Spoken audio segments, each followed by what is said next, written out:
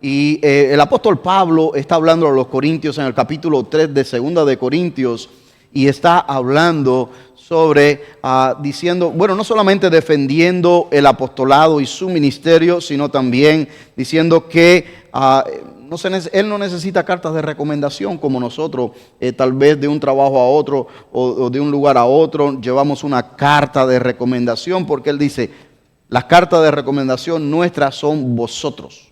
Ustedes son cartas abiertas.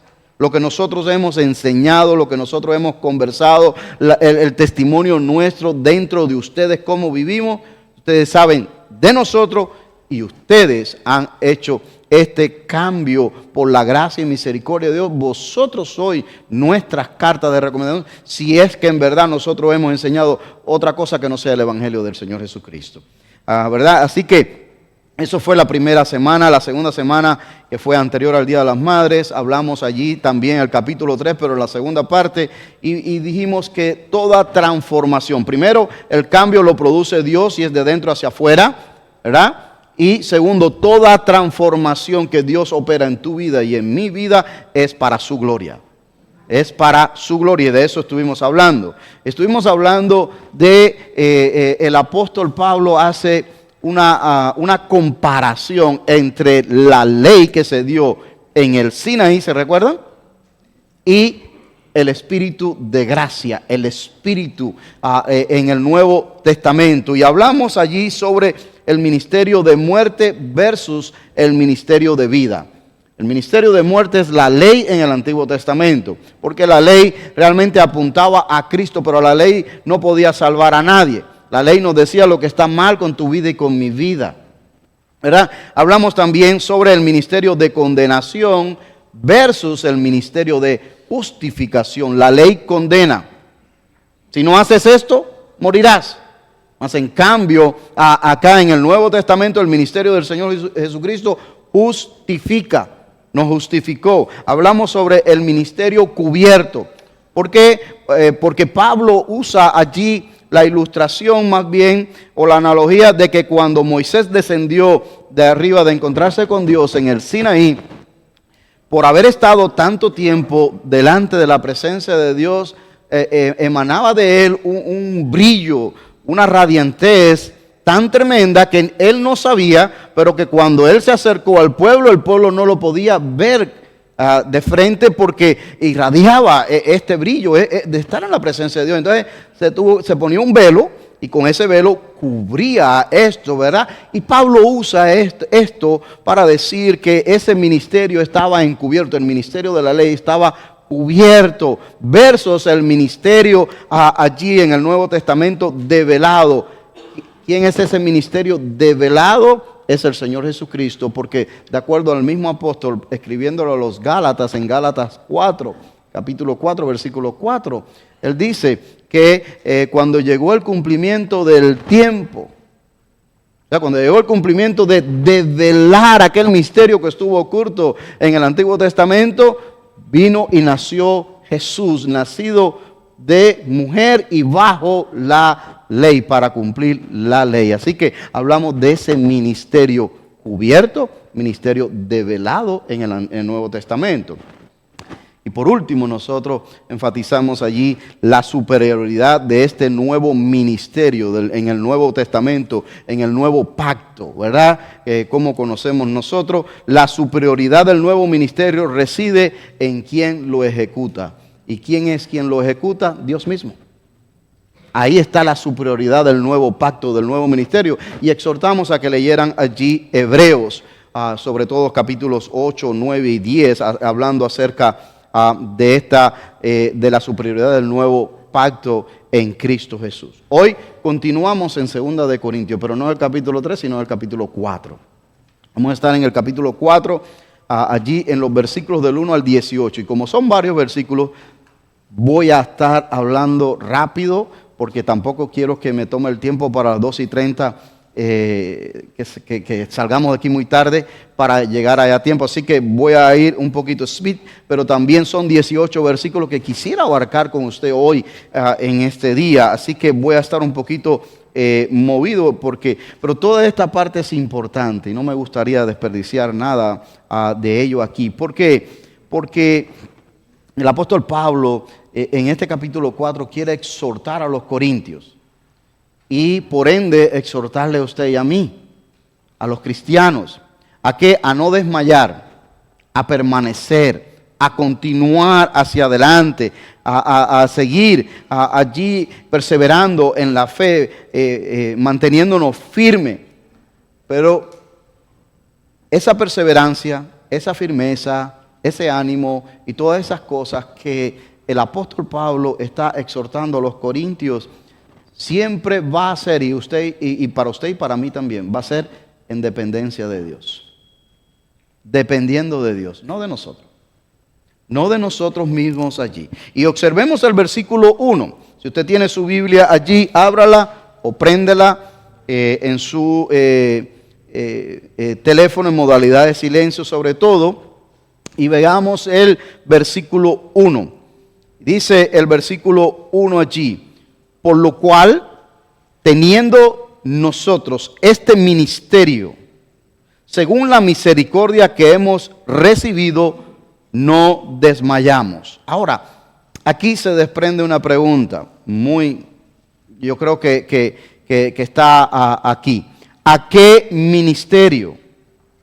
¿A qué ministerio se refiere el apóstol Pablo? Bueno, cuando nosotros vimos hace 15 días y 21 días atrás el capítulo 3, por decirlo así, nosotros vimos que Pablo habla de un ministerio glorioso. Él habla de un ministerio glorioso que trae a los hombres vida, que trae a los hombres salvación, que trae a los hombres justificación. Un ministerio que es capaz de tomar algo desahuciado, de tomar algo que ya nadie lo mira, nadie lo toma en cuenta, de algo que está incompleto, de alguien que por la propia ley no puede acercarse a Dios. Un ministerio tal que es capaz de transformar personas allí a seres humanos por medio del Espíritu Santo y darle una nueva vida. Segunda de Corintios 5:17. De ese ministerio es que el apóstol Pablo está hablando. Y por eso él viene en este capítulo 4 y dice: teniendo nosotros este ministerio, pero no según mis habilidades, no según sobre todo lo que implica el contexto de esta carta, no según con cartas de recomendación que los demás tienen. No. ¿Según qué dice el versículo 1? Según la misericordia de Dios. Tenemos este ministerio, dice el apóstol Pablo, por la misericordia de Dios, porque no somos dignos. Pero a Dios le plugo el llamarnos a llevar su bendita y santa palabra a los hombres que son pecadores igual que nosotros lo somos. Entonces Pablo está claro quién lo llamó a él a llevar la palabra del Señor.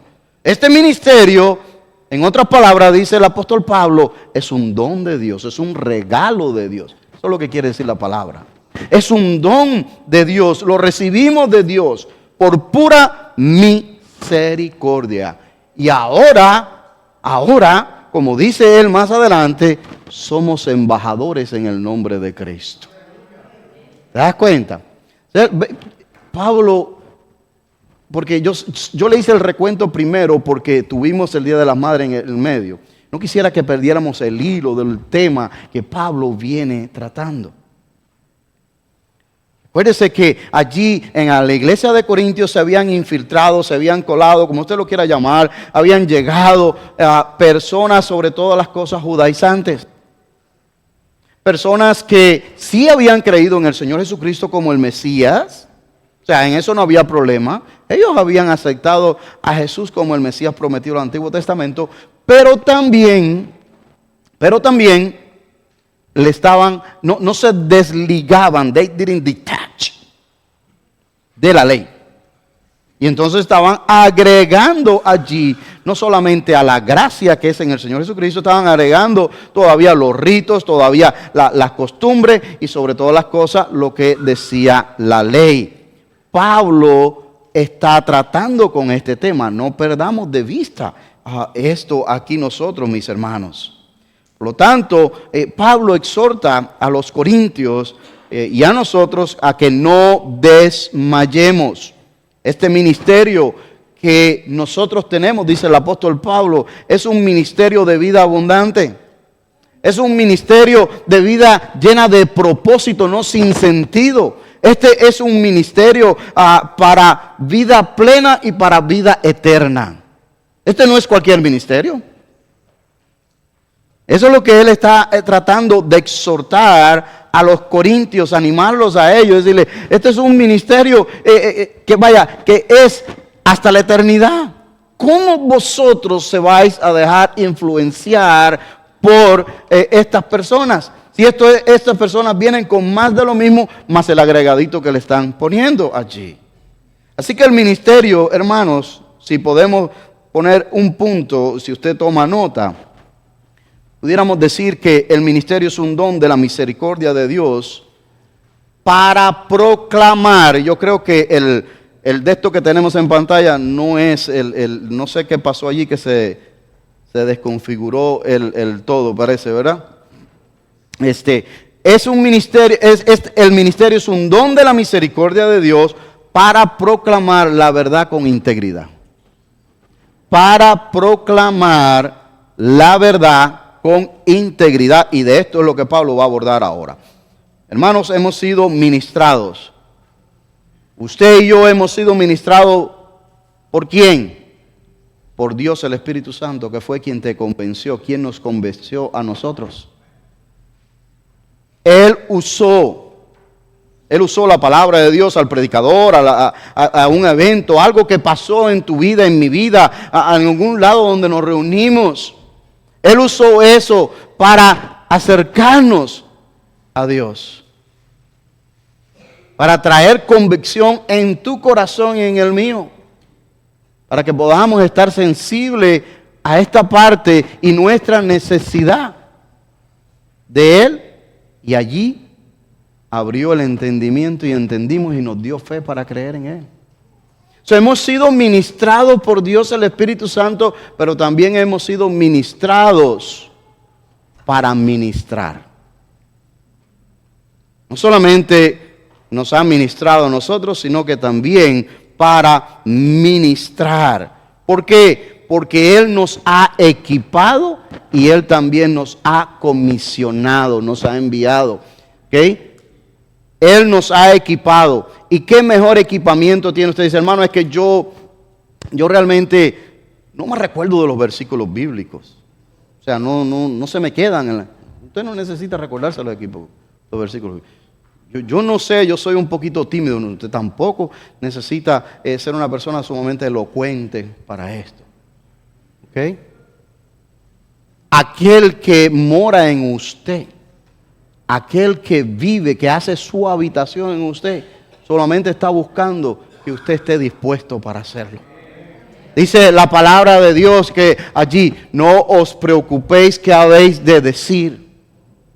Pero cuando llegue el momento, abra la boca, esté dispuesto, porque Él te va a usar.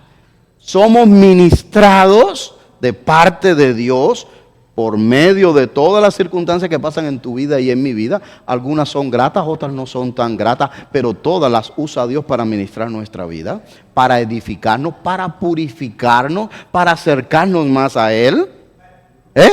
Y una vez que Él te ministró de esa manera en tu vida, usted está equipado. Está equipado no solamente con Dios el Espíritu Santo, pero está equipado con una experiencia que usted vivió única. Y esa nadie te la puede quitar. Y esa la puede usar Dios en tus manos y en las manos de Él para ministrar a una persona, a una familia, a algún compañero de trabajo, a algún vecino, a algún amigo, a algún hermano de la fe. Él la puede usar para edificar a otros. Somos ministrados para ministrar a otros. Pero es por la misericordia de Dios. Es un don de Dios que a todos nos los ha dado. No son las cartas de recomendación. No somos nosotros, es Dios mismo en nosotros. Mire lo que dice el apóstol Pablo. En esta misma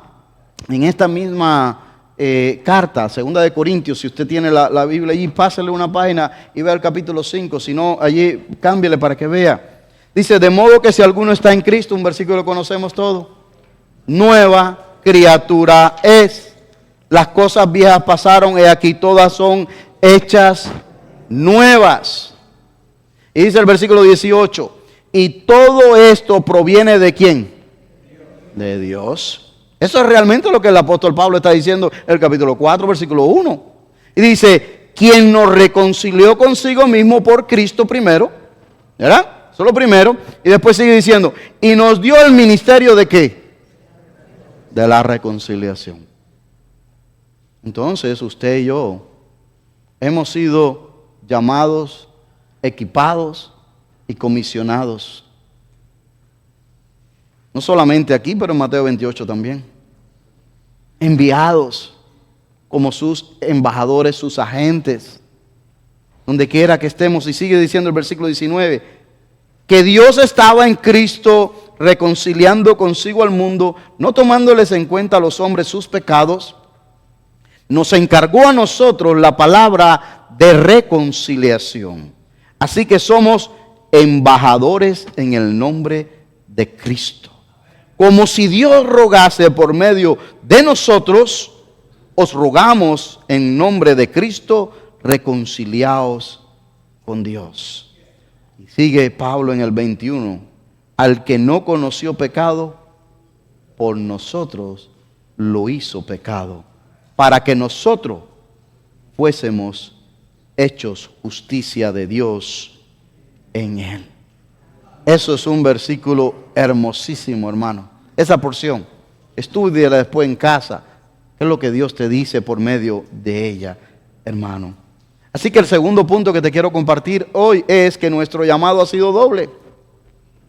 Nuestro llamado es doble, es un llamado a reconciliación. Dios nos está llamando a reconciliarnos con Él. Y una persona puede decir, pero ¿cómo reconciliarme con Dios si yo no le he hecho nada a Dios? La palabra de Dios dice que enemigos somos de Dios, que la ira de Dios está sobre nosotros. Eso dice la palabra de Dios, porque todos somos pecadores. Entonces, sí, Dios nos está llamando a reconciliarnos con Él.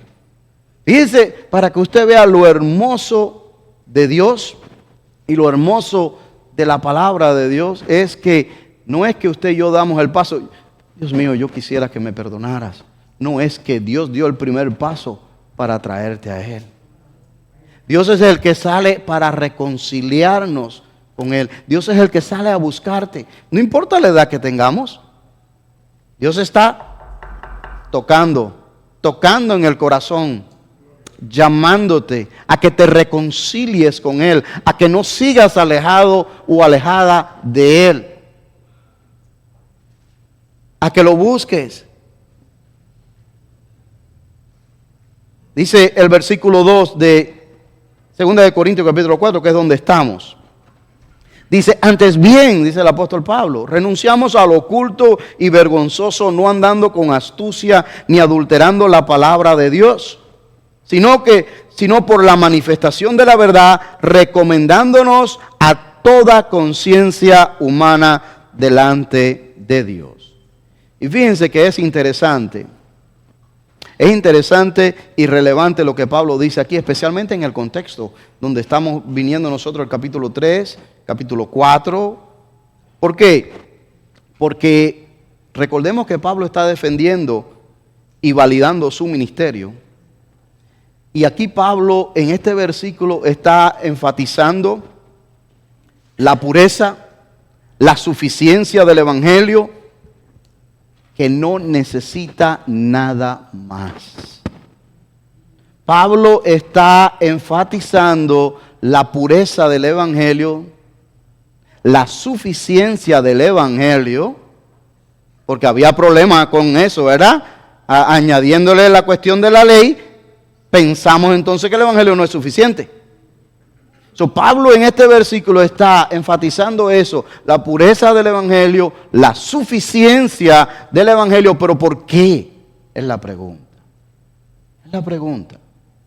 Bueno, hermano, podemos nosotros deducir, no solamente por este texto, sino por muchas partes de las cartas paulinas en el Nuevo Testamento, podemos nosotros deducir que todo maestro de la palabra de Dios, todo predicador de la palabra de Dios que no tiene la respuesta en la audiencia que busca o que desea, allí en lo profundo de su corazón, que no le dice a nadie, pero que ahí está, ¿verdad? Es tentado. Escuche bien eso. Es tentado a suavizar la misma, a hacerla relevante dependiendo de la cultura en que esté ministrando. Y Pablo dice, eso no va conmigo. Eso lo podrán hacer estos judaizantes que llegaron aquí, eso lo podrán hacer los gnósticos, eso lo podrán hacer todos estos movimientos que están en medio de nosotros y que están en toda Asia, esa mezcolanza greco-romana y esa filosofía, pero eso no va conmigo. El Evangelio es suficiente, lo que Pablo está diciendo, y yo no voy a adulterar la palabra de Dios. Eso es un punto fuertísimo, hermano. Eso es un punto fuertísimo que él está trayendo aquí. En este versículo 2, especialmente en el contexto que él está hablando a los corintios aquí en este caso. Pablo rechaza cualquier medio engañoso o dudoso para presentar el Evangelio. Como manipulación, como intimidación. Él rechaza eso. Él rechaza métodos vergonzosos. Él rechaza actuar con malicia, como quien espera algo a cambio. Pero sobre todas las cosas, él rechaza el adulterar la palabra de Dios. Y esto era una preocupación constante, no solo del apóstol Pablo, sino de los demás apóstoles. Usted lee allí Judas, usted lee allí a Juan. Mire lo que dice el mismo apóstol. Si usted tiene ahí su Biblia abierta, vaya al capítulo 12 de ahí mismo de 2 de Corintios. Ahí mismo en 2 de Corintios, pero al capítulo 12, versículo 3 al 6 y después el 14 y el 15. Para que veamos lo que dice. Es una pena que no, porque estaba listo ahí. Pero dice, 2 de Corintios 12, 3. Pero temo que como la serpiente con astucia engañó a Eva, vuestros sentidos sean de alguna manera extraviados de la sincera fidelidad a Cristo. ¿No es 2? 12, ¿estás seguro?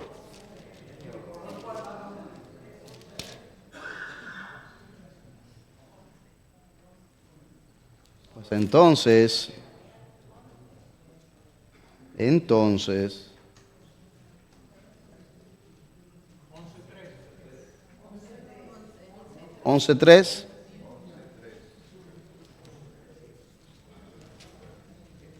Sí, 11:3. 11:3, hermanos, perdón ahí. Gracias. 11:3. Igual, siguen los mismos versículos en igual. 11:3 al 6 y el 14 y el 15. Lo único que cambia es el capítulo entonces. ¿Okay? Pero temo que como la serpiente con su astucia engañó a Eva, vuestros sentidos sean de alguna manera extraviados de la sincera fidelidad a Cristo. Fíjense que Pablo va al Edén, allá donde el primer engaño, donde se pone no solamente el primer engaño. Lo que resulta para mí curioso, interesante cuando estaba estudiando esto, es que allí no solamente se dio el primer engaño, ahí es que se pone en tela de juicio, se pone en duda la palabra de Dios. Allí se pone en duda la palabra de Dios. ¿Por qué? Porque la serpiente le dijo a Eva, con que Dios ha dicho, ¿verdad? ¿Ah? No, no moriréis. No, no fue así. Estoy parafraseando, pero así está, bastante cerca. No moriréis, sino que sabe Dios que el día en que comáis de estos frutos, vuestros ojos serán abiertos y seréis como Dios. Se pone en duda la palabra de Dios. Y Pablo trae esto a la mente de los lectores de Corintios, suya y mía, porque eso es lo que los falsantes hacen. Poner en duda la palabra de Dios. Poner en duda la suficiencia de Cristo. Dar una nueva reinterpretación cultural, actualizada, basada en estudios del carbón 7, en estudios arqueológicos, nuevos descubrimientos, y por ahí le dan a usted un montón de cosas y usted dice, no, pues debe ser verdad. Con tanto que me están citando, debe ser verdad. Y entonces comienzan a desviar. Dice el versículo 4, porque si viene alguno predicando a otro Jesús, que el que os hemos predicado, y si recibís otro espíritu del que habéis recibido, u otro evangelio del que habéis aceptado, bien lo toleráis. Bien lo toleráis. O sea, viene cualquiera vestido con saco y corbata, o con un manto encima de la cabeza, y viene y nos dice tal y tal cosa, y suena religioso, y suena atractivo, y bien lo toleramos. Pero entonces, ¿dónde está realmente su convicción en el corazón de la palabra de Dios y de lo que Dios te ha dicho y de lo que usted ha estudiado y lo que usted ha leído y de lo que usted cree? ¿Lo echamos o no lo echamos? ¿Usted sabe lo que pasa? Lo reajustamos y lo tratamos de engranar con lo nuevo. Eso es lo que pasa. Y ahí se forma un espagueti que después, para desenredarlo, no, déjame decirle, a veces hablamos con personas que han estudiado mucho la palabra de Dios, pero no solamente han estudiado mucho la palabra de Dios, han estudiado mucho de otras religiones y han participado en otras religiones. Y cuando viene usted a hablar y a poner las cosas en claro, hay una mezcolanza allí que es difícil de desenredar ese hilo de pescar con las otras varas. Mezclado, eso no es fácil desenredarlo. Y eso pasa, hermano. No es que no estudiemos, eso es bueno estudiar. No es que no indaguemos, eso es bueno. No es que no estemos expuestos a escuchar algo, no, ese no es el problema. El detalle está en que si usted no tiene una convicción profunda en su corazón de lo que usted cree de la palabra de Dios, entonces puede ser movido, puede ser confundido y puede ser en algún momento desviado también. Eso fue lo que encontró Pablo, eso es lo que yo he encontrado a lo largo del ministerio, mis hermanos. Es lo que yo he encontrado. Dice allí el 5 y el 6, y pienso que en nada he sido inferior a aquellos grandes apóstoles, porque aunque sea tosco en la palabra, o sea, en otras palabras, Pablo era de frente. Pablo no andaba con mucha cuestión de pañitos tibios, ay, que se me van a enojar y se van a ir. Él dice, yo soy tosco en la palabra del Señor. O sea, en otras palabras, yo les tengo que decir lo que les tengo que decir porque Dios me va a demandar la sangre de ustedes de mis manos. Y yo no voy a andar allí pampering. No, Señor. Yo les voy a hablar la palabra como está. Dice, no la voy a adulterar, no la voy a cambiar. Eso es lo que él viene diciendo. ¿Te das cuenta? Entonces, él dice, soy tosco en la palabra, no lo soy en el conocimiento. Él era fuerte, era directo, pero lo que tenía aquí, por la gracia de Dios, porque había estudiado. Había estudiado. Había estudiado los pies del maestro Gamaliel, un maestro bastante reconocido en Israel en su tiempo.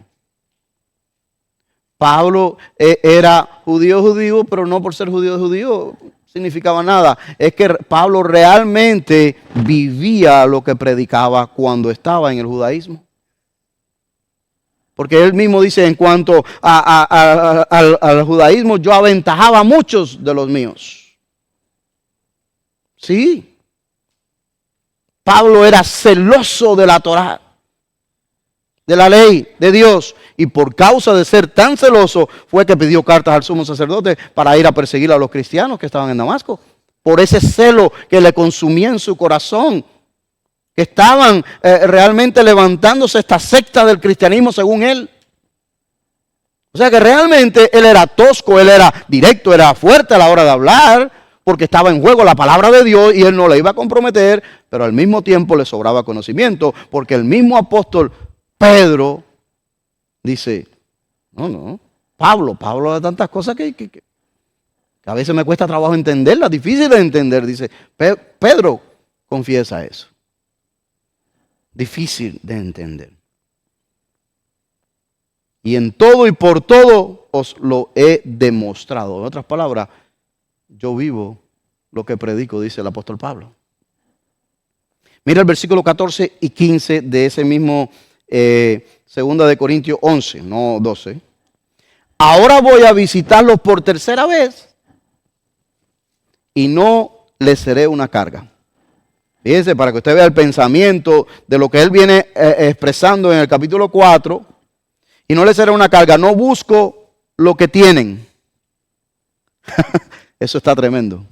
O sea, yo no estoy yendo allá para que me estén dando ofrenda.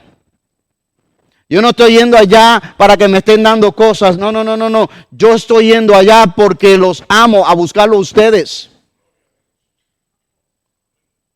Y eso en el contexto actual hoy de un mundo eclesiástico que hace mucho énfasis en la prosperidad material, esto sería tremendo. Esto sería tremendo porque él dice aquí, los busco a ustedes mismos. Después de todo, los hijos no mantienen a los padres, al contrario, son los padres quienes mantienen a sus hijos. Con gusto me desgastaré por ustedes y también gastaré todo lo que tengo, aunque parece que cuantos más lo amo, menos me aman ustedes a mí. Wow. Con razón dijo que era tosco, ¿verdad? Con razón dijo que era directo. Pero era la verdad. Era la verdad. En la iglesia de Corintios se habían sembrado muchos chismes, infamias sobre el ministerio de Pablo, y intentaban desacreditarlo por completo en todos los sentidos. Sigue diciendo el apóstol Pablo, regresando ahora a 2 de Corintios capítulo 4, versículo 3 al 6. Pero si nuestro evangelio está encubierto, entre los que se pierden está encubierto, en los cuales el Dios de este siglo cegó el entendimiento de los incrédulos, que no les resplandezca la luz del evangelio de la gloria de Cristo, el cual es la imagen de Dios. Porque no nos predicamos a nosotros mismos, sino a Jesucristo como Señor y a nosotros como vuestros siervos por amor de Jesús. Porque Dios, que mandó de las tinieblas que resplandeciese la luz, es el que resplandeció en nuestros corazones para iluminación del conocimiento de la gloria de Dios en la faz de Jesucristo. El ministerio de la gracia, hermano, es un ministerio de total dependencia de Dios. El ministerio de la gracia es un ministerio de total dependencia de Dios. Dependencia en el hablar de parte de Dios, sin engaños, sin manipulación. No lo que yo entienda que quiero agradar a la audiencia, no lo que tal vez yo esté buscando una respuesta para inflar mi ego y que se llene el altar al frente y que digan, qué tremendo el predicador. Es una dependencia de Dios, el Espíritu Santo, y no dependencia en el hombre. Pero también el ministerio de la gracia es una dependencia, como el mismo apóstol Pablo mencionaba acá, de la providencia de Dios para sostenerse él mismo también. Pablo hacía carpas y él se sostenía con esto. Algunos también le daban ofrendas, pero él se sostenía de estas cosas, mis hermanos. Lo que el mismo hombre vende todas las propiedades que tenía y compró aquel terreno porque en él encontró un tesoro. Es ese mismo tesoro. Ese tesoro es Jesucristo. Y el barro de que se refiere Pablo somos usted y yo. El barro somos usted y yo. El tesoro es Jesucristo. Ahora, teniendo esto claro en mente, mire el versículo de nuevo. Porque tenemos este tesoro en vasos de barro. Tenemos el Evangelio en nosotros. Tenemos a Dios el Espíritu Santo en nosotros. Y sigue diciendo el versículo, para que la excelencia del poder, o sea, para lo que usted y yo podamos ministrar, ser embajadores en el nombre de Cristo, para lo que usted y yo podamos hacer en este mundo, la excelencia sea de Dios y no de nosotros. No como aquellos que se recomendaban con cartas.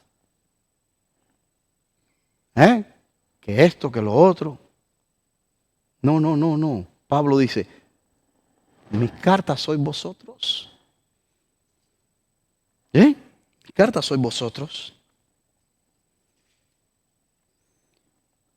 Pablo dice claramente por el Espíritu que no podemos resistir, no podemos soportar, triunfar, tener éxito en la vida, no podemos tener perdón de pecados, no podemos reconciliarnos con Dios a menos que sea por medio de este tesoro. Por medio de este tesoro.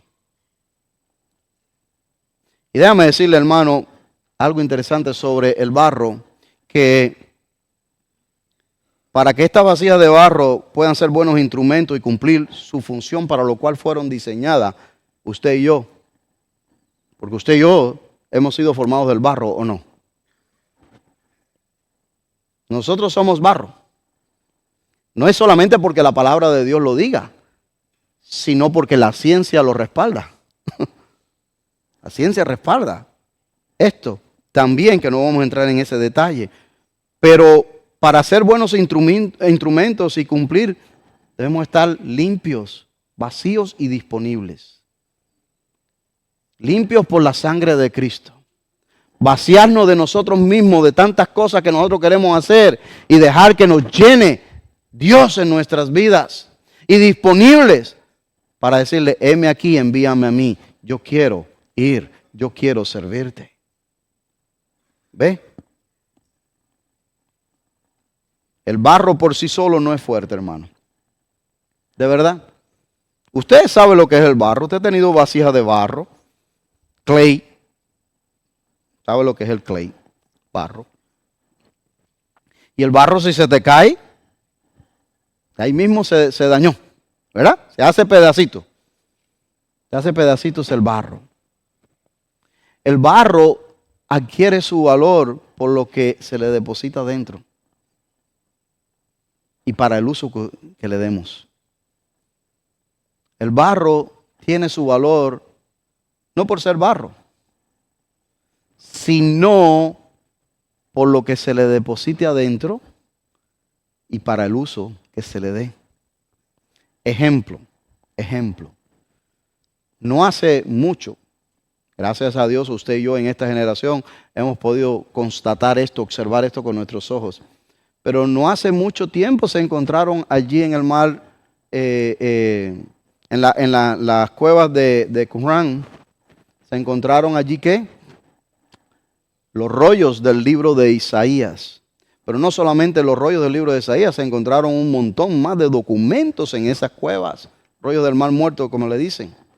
Son un poquito alejados del mar muerto, no tanto, pero cerca, unas cuevas allí. ¿Y dónde estaban estos rollos? escondidos y almacenados por más de 2000 años. Dentro de unas vasijas de barro. Que cuando aquel muchachito que andaba, se le perdió aquella cabra que andaba él buscando, y le tiró una piedrita para ver si ella salía de la cueva donde se había metido, porque son unos de ricos, hermano. Después usted mírelo en Google, unos de ricos. Y él tira la piedrita y siente que la piedrita hace ting, ting. Y dijo, ahí hay algo. Y entonces ahí sí arriesgó. Y ir allí y se metió. Y sí, sacó la cabra, pero lo que encontró allí fue un tesoro para el cristianismo y para el judaísmo. Ese libro de Isaías,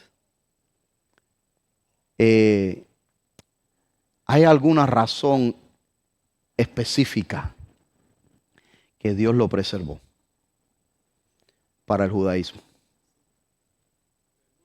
No tanto para nosotros, porque nosotros creemos en Yeshua. Nosotros creemos en Jesús como el Mesías. Pero lo preservó para el judaísmo porque el profeta Isaías, y me estoy alejando del tema, pero es que es tan tremendo esto. El profeta Isaías es conocido como el evangelista del Antiguo Testamento. Y el libro de Isaías tiene los mismos 66 libros. Tiene 66 capítulos, que son 66 libros de la Biblia. Y cuando nosotros aquí, porque nosotros estudiamos el libro de Isaías aquí en los miércoles en la noche, nosotros lo disfrutamos ese libro, hermano. ¿Cómo lo disfrutamos? ¿Cómo lo desmenuzamos? Y Dios, por alguna razón sobrenatural que solo Él sabe para ministrar a su pueblo en el futuro, preservó ese libro intacto, tal y como usted y yo lo tenemos aquí en la Biblia. El libro de Isaías. ¿Y usted sabe dónde está ese libro ahora? Ese libro está ahora resguardado en un sitio en Israel que usted puede visitar cuando vaya allá. Como si fuera un rollo, pero es mucho más grande que esto. Mucho más grande. Y da la vuelta así. Completo. Y usted va dándole la vuelta y te van explicando y todo eso. Y usted está viendo allí para que todo Israel pueda ir y ver la palabra de Dios allí preservada por más de 2000 años en el libro de Isaías. Le hice todo ese cuento, toda esa historia, pero simplemente para decirle que la importancia, el valor del clay, del barro, es en lo que se deposita dentro de él. Ese libro, con muchos otros documentos, es de un valor histórico, cultural, eclesiástico, religioso, impresionante. Impresionante, mis hermanos. Ahí está el valor. Y Pablo dice a los corintios, nosotros tenemos este tesoro en vasos de barro. Para que la excelencia del poder de Dios, para que la excelencia sea del poder de Dios y no de nosotros. Qué tremendo esto, mis hermanos. Hudson Taylor, primer misionero que predicó el evangelio en el interior de China, dijo esta frase: todos los gigantes de Dios han sido hombres débiles que hicieron grandes cosas para Dios debido a que reconocieron que Él estaba con ellos. Y este pensamiento de Hudson Taylor es tomado de cuando David vence a aquel gigante. De cuando David vence a aquel gigante. Pero él lo dijo en el contexto de todos. Déjame decirle algo más y tengo que apurarme porque, ya el meeting casi va a comenzar, hermano. Yo les dije, pero esta parte es tan especial, hermano, que yo quisiera quedarme con usted aquí hasta que usted se vaya al último. Déjame apurarme. Nuestra mayor fortaleza reside en nuestra dependencia de Dios.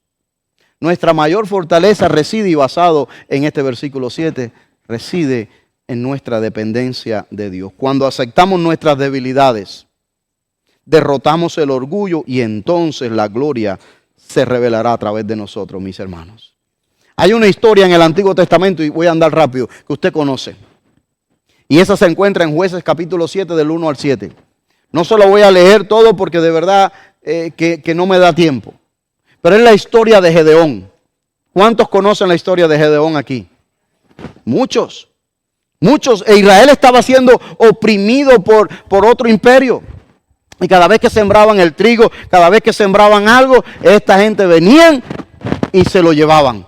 Pisoteaban con sus animales, sus ganados, sus caballos, pisoteaban todo y dañaban todos los cultivos y se llevaban todo el cultivo. Y así hicieron por años y años y años, mis queridos hermanos. Hasta que ellos vinieron una vez a acampar alrededor de Israel con 135,000 hombres. Con 135,000 hombres, este ejército. Apenas Israel tenía allí 32,000 hombres. Y Dios llamó a Gedeón, usted sabe la historia, el vellón afuera 3 veces, rocío, después seco, etcétera, todo eso. Pero el punto que quiero resaltar con usted, porque no me da tiempo aquí. El versículo 3 de Jueces 7 dice: ahora pues proclama al oído del pueblo, cualquiera que tenga miedo y tiemble, que regrese y se vaya del monte Galaad. Y dice que en ese día, cuando él proclamó esto, se fueron 22,000 personas, regresaron y se quedaron solamente 10,000. Con Gedeón para un ejército de 135,000. Y dice allí, el versículo 4, entonces el Señor le dijo a Gedeón: todavía el pueblo es demasiado numeroso. Imagínese usted. Hazlos bajar al agua y allí te los probaré. Y será de quien yo te diga, este irá contigo, ese irá contigo o no. Pero todo aquel de quien yo te diga, este no irá contigo. No irá. Y dice allí los versículos: e hizo bajar al pueblo al agua, y el Señor dijo a Gedeón: ¿pondrás a un lado todo aquel que lame el agua con su lengua, como lame el perro, y a todo el que se arrodilla para beber? Y mire lo que dice: y fue el número de los que lamieron poniendo la mano en su boca 300 hombres, pero todo el resto del pueblo se arrodilló para beber. Entonces el versículo 7 dice: el Señor dijo entonces a Gedeón: los salvaré. No te olvides de ese versículo. Los salvaré con los 300 hombres que lamieron el agua. Los salvaré con esos 300 hombres que lamieron, y entregaré los medianitas en tu mano, y que todos los demás del pueblo se vayan cada uno a su casa. Saltemos al versículo 22 y dice: cuando tocaron las 300 trompetas, el Señor puso la espada del uno contra el otro por todo el campamento, y el ejército huyó hasta Betsira en dirección de Cerea, hasta la orilla de Abel Mehola, junto a Tabar. Ahora, explícame usted, lógicamente, con sentido común, sin nada, cómo 300 hombres pudieron vencer a 135,000. Otra cosa, sin sacar espada, tocando nada más trompeta y con antorchas. Armas pocas convencionales, estas armas. ¿Usted sabe cómo lo vencieron? ¿Cómo lo derrotaron? Con obediencia y dependencia de Dios. Ahí estaba. ¿Para qué? Para que este versículo 7 tome relevancia una vez más para nosotros, donde dice: pero tenemos este tesoro en vasos de barro, para que la excelencia del poder sea de Dios y no de nosotros. ¿Por qué? Porque ¿qué había dicho Dios en el versículo 7? El Señor dijo: los salvaré con los 300 hombres. El ejército, no eran los 300 hombres quienes iban a salvar a Israel. Era Dios. Era Dios. Era Dios quien lo iba a salvar. ¿Te das cuenta? Dice el versículo del 8 al 12, Pablo, en 2 Corintios 4, él sigue hablando de defendiendo y animando allí. Y él dice que el barro, a pesar de ser débil, puede resistir porque no está solo. El barro, a pesar de ser débil, puede resistir porque no está solo. Y eso va para ti, mi querido hermano, en Cristo y hermana. Usted puede resistir los embates de la vida, los sufrimientos, las enfermedades, las situaciones económicas, las situaciones en el matrimonio, las situaciones familiares, las situaciones con los vecinos, las situaciones en el trabajo. You name it, ahí está. Usted y yo podemos resistir porque no estamos solos, no porque seamos fuertes, porque el barro solo no es fuerte, sino por lo que está dentro del barro, por lo que está dentro del barro. Así es que se puede resistir, mis queridos hermanos. Te digo algo, por tanto no desmayemos, dice Pablo en el versículo 16 y 17, no desmayemos antes que nuestro hombre exterior se va desgastando, el interior no obstante se renueva de día en día. Yo quisiera de verdad que me hubiera dado el tiempo, porque esta leve tribulación momentánea produce en nosotros cada vez más excelente y eterno peso de gloria. Déjame decirte, creyentes, el deterioro externo es una buena señal. Pero eso no nos gusta a algunos, ¿verdad? Oh, no. Si aquellos que han ido a jugar softball dicen, no, ¿cómo va a ser una buena señal eso? Si mira cómo han salido lesionados todo el mundo. Las hermanas dicen, mira, ya yo tengo que pasar por acá para quitarme esto. Hermano, es una buena señal, de acuerdo a la palabra de Dios. ¿Por qué es una buena señal? Porque a medida que estos cuerpos suyos y míos van cumpliendo la ley natural de la vida, envejeciendo, es la ley. ¿Okay? Contra eso, algunos quisieran detenerla, pero no se puede. ¿Okay? El hombre interior se va renovando y va creciendo. ¿Sabe por qué? Porque sabe que le falta cada día menos para estar con su Salvador y su Señor. Y su Salvador. Isaías 64:8 dice, ahora pues, Jehová, tú eres nuestro Padre, nosotros barros, y tú el que nos formaste, así que obra de tus manos somos todos nosotros. Déjame decirte algo el versículo 18 para acabar, porque tenemos que estar allá ya.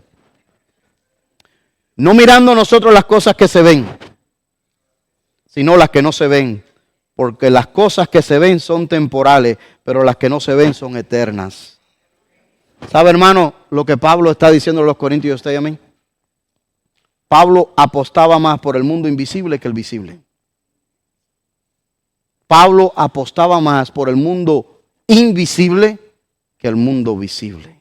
El doctor A.W. Tozer decía que el mundo invisible descrito en la Biblia era el único mundo verdadero. El único mundo verdadero es el invisible. ¿Por qué decía él esto? Porque que usted y yo vemos ahora, aquí se queda y va a desaparecer. ¿Sí? Este va a desaparecer. Sooner or later, este va a desaparecer. Y el que va a perdurar por la eternidad es el invisible. Es el invisible. Por eso Pablo dice esto. Si pudiéramos ver el mundo visible de la manera en que Dios lo ve, nunca nos atraería lo que ofrece. Primera de Juan 2:16 dice, porque todo lo que hay en el mundo, la pasión de la carne, la pasión de los ojos, la arrogancia de la vida, no proviene del Padre, sino del mundo. Y el mundo pasa y también sus pasiones, pero el que hace la voluntad de Dios permanece para siempre. Los grandes hombres y mujeres de la fe mencionados en Hebreo 11, el salón de la fama de la fe, tuvieron éxito en su ministerio porque se mantuvieron viendo al invisible, porque creyeron al invisible, no a lo visible. No tengo tiempo para leerte Hebreos 11, pero de verdad que ahí está, mis hermanos. Fíjense, dice la palabra de Dios que debido a que Abraham esperaba la ciudad celestial, se apartó de Sodoma y Gomorra. Pero Lot puso la vista ¿dónde? en las cosas de este mundo. ¿Y para dónde fue? Moviendo sus tents, sus carpas, cada vez más para Sodoma y Gomorra. Y si no es por la misericordia de Dios, también hubiera perecido allí. Hay una diferencia entre el mundo invisible y el mundo visible. La pregunta en este día es, ¿cómo puedo mirar a las cosas que son invisibles? Bueno, de la misma manera que estos hombres del pasado, en el Antiguo Testamento, en el Nuevo Testamento y en el mundo contemporáneo, lo han hecho a través de los ojos de la fe. A través de los ojos de la fe. Cuando leemos la palabra de Dios, we get inspired.